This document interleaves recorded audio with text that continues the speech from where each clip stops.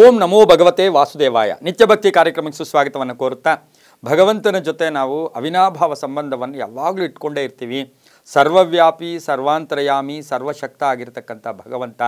ಅದು ನಾವು ಯದ್ಭಾವಂ ತದ್ಭವತಿ, ಮೂರ್ತಿಗಳ ಮುಖೇನ, ಮನೆಯಲ್ಲಿ ವಿಗ್ರಹಗಳ ಮುಖೇನ, ಫೋಟೋಗಳ ಮುಖೇನ, ಅಥವಾ ನಮ್ಮ ಮನಸ್ಸಿನಲ್ಲೂ ಕೂಡ ಒಂದು ವಿಗ್ರಹವನ್ನು, ಭಗವಂತನ ವಿಗ್ರಹ, ಅದು ದೇವಿಯ ಸ್ವರೂಪ ಇರ್ಬೋದು, ಗುರುಗಳ ಸ್ವರೂಪ ಇರ್ಬೋದು, ಶಿವ ಇರ್ಬೋದು, ಪಾರ್ವತಿ ಇರ್ಬೋದು, ವಿಷ್ಣು ಇರ್ಬೋದು. ನಮ್ಮ ಭಾವನೆಗೆ ತಕ್ಕ ಹಾಗೆ ಇಡೀ ಬ್ರಹ್ಮಾಂಡವನ್ನು ನಡೆಸ್ತಾ ಇರ್ತಕ್ಕಂಥ ಭಗವಂತನನ್ನು ನಾವು ಪೂಜೆ ಅಥವಾ ಆಚಾರ ವಿಚಾರಗಳ ಮುಖಾಂತರ ಭಗವಂತನ ನಂಬಿ ನಡೀತಾ ಇರ್ತೀವಿ. ಆ ನಂಬಿ ನಡೀತಾ ಇರ್ತಕ್ಕಂಥ ಸಂದರ್ಭದಲ್ಲಿ ಭಗವಂತನಿಗೆ ಎಲ್ಲ ವಿಧವಾಗಿ ಆತ ಕೊಟ್ಟಿದ್ದನ್ನು ಆತನಿಗೆ ಕೊಡ್ತಾ ಇರ್ತೀವಿ, ಆ ದೇವರು ಕೊಟ್ಟಿದ್ದು ದೇವರಿಗೆ ಕೊಡ್ತಾ ಇರ್ತೀವಿ. ಅಂತಹದ್ರಲ್ಲಿ ಭಗವಂತನಿಗೆ ಏನು ಅರ್ಪಣೆ ಮಾಡಿದ್ರೆ ಇಷ್ಟ, ಯಾವುದು ಅವರಿಗೆ ತುಂಬ ಸಂತೋಷವನ್ನುಂಟು ಮಾಡುತ್ತೆ, ನಮ್ಮ ಒಂದು ಪ್ರಾರ್ಥನೆಗೆ ಒಲವು ಸಿಗುತ್ತೆ, ಪ್ರಾರ್ಥನೆಗೆ ನಮಗೆ ಫಲ ಕೂಡ ಸಿಗುತ್ತೆ, ಪ್ರಾರ್ಥನೆಗೆ ದೇವರು ಹೂಗುಡ್ತಾನೆ ಅಂತಕ್ಕಂಥದ್ದನ್ನು ತಿಳ್ಕೊಳ್ಳೋಕೆ ಹೋದಾಗ, ಅನಾದಿ ಕಾಲದಿಂದಲೂ ಸನಾತನ ಸಂಸ್ಕೃತಿಯಲ್ಲಿ, ಹಿಂದೂ ಪರಂಪರೆಯಲ್ಲಿ ಬಾಳೆಹಣ್ಣು ಮತ್ತು ತೆಂಗಿನಕಾಯಿಯನ್ನು ಭಗವಂತನಿಗೆ ಸಮರ್ಪಣೆ ಮಾಡಿದಾಗ ಭಗವಂತನಿಗೆ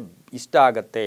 ನಾವು ಈ ನಮ್ಮ ಭಾವನೆಗೆ ತಕ್ಕ ಹಾಗೆ ಎಲ್ಲ ಹಣ್ಣುಗಳನ್ನು, ಬೇರೆ ಬೇರೆ ವಿಧವಾದ ಹಣ್ಣುಗಳಿರ್ಬೋದು, ವಿಧವಾದ ಭಕ್ಷ್ಯಗಳಿರ್ಬೋದು, ವಿಧವಾದ ನೈವೇದ್ಯಗಳನ್ನು ಇಟ್ಟರೂ ಸಹ ಬೇಗ ನಮಗೆ ತಕ್ಷಣವೇ ಯಾವುದೇ ಒಂದು ಇದಿಲ್ಲದೆ, ಏನೋ ಆ ಬಾಳೆಹಣ್ಣಿಗೆ ಯಾವುದೂ ಅಶೌಚ ಅಥವಾ ಯಾವುದೇ ಇದಿಲ್ಲದೆ ಇರ್ತಕ್ಕಂಥದ್ದು ಅಂದರೆ ಬಾಳೆಹಣ್ಣು, ತೆಂಗಿನಕಾಯಿ. ಯಾಕೆ ಅಷ್ಟು ಶ್ರೇಷ್ಠ ಬಾಳೆಹಣ್ಣು ಮತ್ತು ತೆಂಗಿನಕಾಯಿ ಅಂದರೆ, ನಾವು ಎಲ್ಲ ಹಣ್ಣುಗಳು ಕೂಡ ನಾವು ತಿಂದು ಬಿಸಾಡಿದ ಆ ಬೀಜಗಳು ಮತ್ತು ಮೊಳಕೆ ಹೊಡೆದು ಗಿಡಗಳಾಗತ್ತೆ.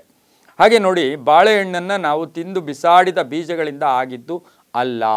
ಹಾಗೆ ತೆಂಗಿನಕಾಯಿ ನಾವು ಏನು ಹೇಳ್ತೀವಿ, ಅದು ತೆಂಗಿನಕಾಯಿ ಅಂತಕ್ಕಂಥದ್ದು ಯಾವ ರೀತಿಯ ಸರ್ವ ವಿಧದಲ್ಲೂ ಕೂಡ ಅದು ಉತ್ತಮವಾದ ಫಲ ಕೂಡ ಹೌದು ತೆಂಗಿನಕಾಯಿ.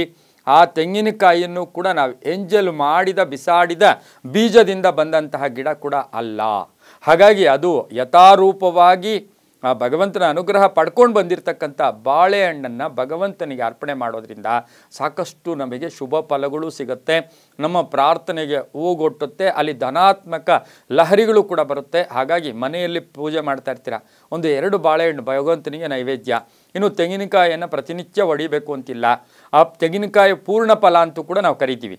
ಆ ತೆಂಗಿನಕಾಯಿಯನ್ನು ವಾರಕ್ಕೊಂದು ಸಾರಿ ಆದರೂ ಮನೆಯಲ್ಲಿ, ಅದು ದೇವರು ಮುಂದೆ ಹೊಡಿಬಾರ್ದು. ಆ ತೆಂಗಿನಕಾಯಿಯನ್ನು ಪೂರ್ತಿಯಾಗಿ ಭಗವಂತನಿಗೆ ಈ ಥರ ನಿವಾಳಿಸಿ ಅದನ್ನು ಆಚೆ ಹೊಡ್ಕೊಂಡು ಬಂದು ಅಲ್ಲಿಟ್ಟರೆ ಅದರಿಂದ ಶುಭ ಫಲಗಳು ಕೂಡ ಸಿಗುತ್ತೆ.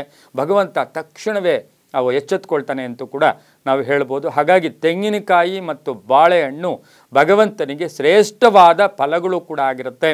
ಅದನ್ನು ನಾವು ತೊಳೆದಿಡಬೇಕು ಅಂತಿಲ್ಲ, ಹಾಗೆ ತಂದಿಟ್ಬಿಟ್ರು ಬಾಳೆಹಣ್ಣು ಆಗುತ್ತೆ. ಹಾಗಾಗಿ ಅದರಲ್ಲಿ ಅಷ್ಟೊಂದು ಶಕ್ತಿ ಇರ್ತಕ್ಕಂಥದ್ದು. ಇನ್ನು ಹಳದಿ ಬಣ್ಣ ಇರ್ತಕ್ಕಂಥದ್ದು ಗುರುವಿಗೆ, ಅದು ಗುರುವಿನ ಬಣ್ಣವನ್ನು ಅದನ್ನು ಪ್ರತಿನಿಸ್ತಕ್ಕಂಥದ್ದಾಗಿರೋದ್ರಿಂದ ಬಹಳಷ್ಟು ಶುಭ ಆಗುತ್ತೆ, ತುಂಬ ಒಳ್ಳೆಯದಾಗುತ್ತೆ. ಕೈಲಾದಷ್ಟು ಬಾಳೆಹಣ್ಣು ತೆಂಗಿನಕಾಯಿಯನ್ನು ಅರ್ಪಣೆ ಭಗವಂತನಿಗೆ ಮಾಡೋಣ ಅಂತ ಹೇಳ್ತಾ, ಸರ್ವೇ ಜನ ಸುಖಿನೋ ಭವಂತು, ಸಮಸ್ತ ಸನ್ಮಂಗಳಾನಿ ಭವಂತು.